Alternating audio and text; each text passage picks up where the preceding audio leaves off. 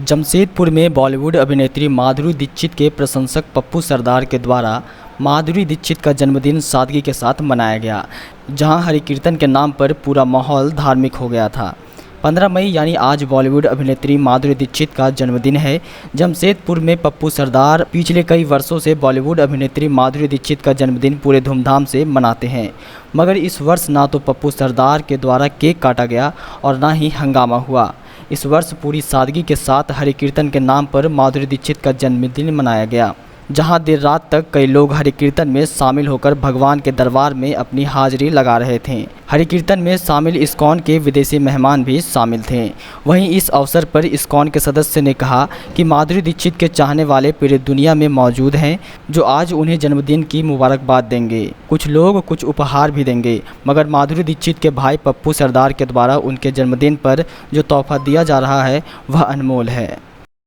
हम लोग इस्कॉन से हूँ, तो आज का ये अनुष्ठान ये जो प्रोग्राम है, ये माधुरी दीक्षित जो हमारा इंडिया का, हमारा भारत का एक बहुत बड़ा कलाकार है, उनके जो आज हैप्पी बर्थडे है, जन्मदिन है। तो उसके इस जन्मदिन का शुभ अवसर पर उनका भाई पप्पू जी, उनको लगा कि उनको जो बहन है माधुरी जी, उनको शायद इस दुनिया का बहुत सारे लोग उनका फ़ैन है, बहुत सारे गिफ्ट भी उनको देता होगा, लेकिन उनका ज़िंदगी का सबसे बड़ा गिफ्ट क्या है? तो पप्पू जी ने ये उनकी ज़िंदगी का सबसे बड़ा गिफ्ट, जब भगवान का शुभ नाम है, शास्त्र में कहा गया मंगल भवन अमंगल हारी, जो मंगल का आश्रय स्थल है और अमंगल जिससे दूर होता है, ये शुभ नाम उनको गिफ्ट माधुरी जी का जन्मदिन में पप्पू जी ने दिया।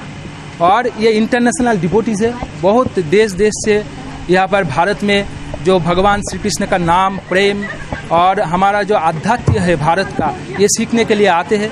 वो भी आए हैं इस शुभ अवसर पर। तो हमको तो ये कहना है, मैंने पिछले बार की भी कहा कि पप्पू जी से कोई सीखे कि बहन के मंगल के लिए क्या करना चाहिए। तो thank you very much Pappu ji, और आप लोगों की भी मैं बहुत आभारी हूँ कि आप लोग इस शुभ अनुष्ठान में आए हैं और भगवान श्री कृष्ण का नाम जो है इसके लिए ब्रॉडकास्ट कर रहे हैं। तो आप लोगों का जो आप जैसे मीडिया वालों, ये हर एक घर में होना चाहिए। थैंक यू सो मच, आप लोगों की बहुत आभारी हो। वहीं इस अवसर पर हरि कीर्तन में मौजूद पप्पू सरदार ने कहा कि कुछ महीने पहले मेरी बहन माधुरी दीक्षित की माता जी का देहांत हो गया था, जहां हम इस वर्ष पूरी सादगी के साथ भगवान का नाम लेकर अपनी बहन का जन्मदिन मना रहे हैं।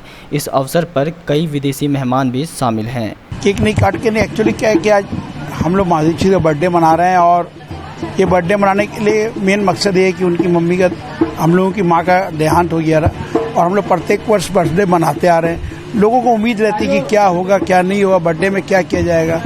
तो इससे अच्छा कार्य कोई और हो नहीं सकता। जिस जगह पर किसी की मंगल कामना के लिए, बच्चे की या बड़ों के लिए हम लोग करते हैं कि जन्मदिन हुआ, उसका 1 साल बीत चुका जीवन का, अब जो आने वाला वक्त है वो और अच्छा बीते, इसके लिए मंदिर जाते हैं, भगवान की कामना करते हैं। तो एक राधे के नाम को छोड़ के सारे मंत्र उसी में रहते हैं, उसको छोड़ के कोई और रास्ता मुझे नज़र नहीं आया कि जो परिवार की मंगल कामना के लिए किया जाए। इसीलिए हम लोगों ने इस बार भगवान श्री कृष्ण का जाप किया और इस्कॉन वालों को बुलाया।